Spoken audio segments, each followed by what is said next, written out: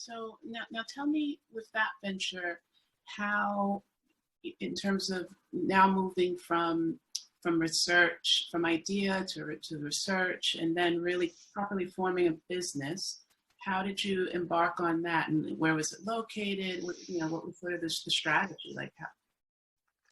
Yes, so a few things, because you've done your first business, you know exactly what to do for your second. You've seen that. So oh yeah, I'll call my same lawyer, and we'll do this, and we get a company, we set it up, and get some money in, and so that becomes totally easy.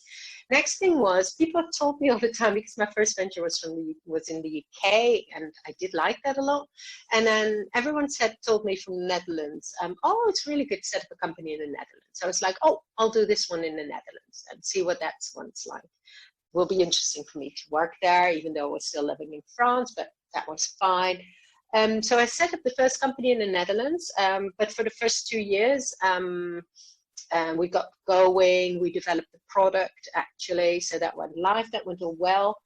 But working in healthcare in the Netherlands, I found really difficult. And the funding climate I found difficult as well, because the country is very small. It's a fifth of the size of the UK.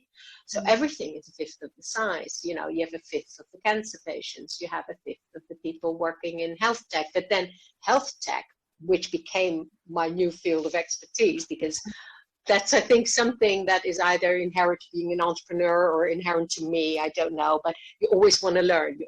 I always want to extend my horizon. I'm essentially always pushing myself into something new. I don't know.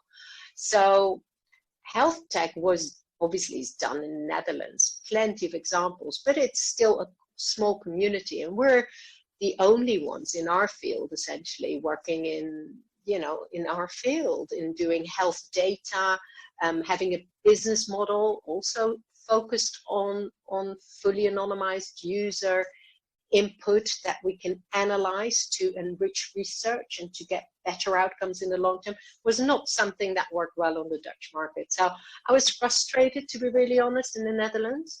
Was working there for a few years, and then I spoke to a friend, and he saw me being unhappy as an entrepreneur in the Netherlands, and he actually said, oh, go away then. And literally, when he said, he's like a yogi, really interesting story. He's a yogi, but a very successful entrepreneur himself.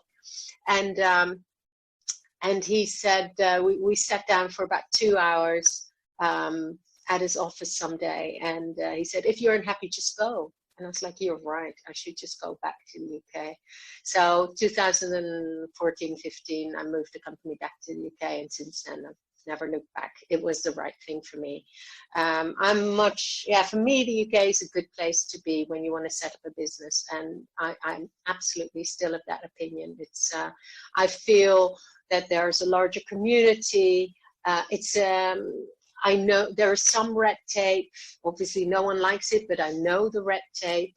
It became, for me, it was again a story I knew, and I enjoyed more, and I love working in London. So that became the next chapter.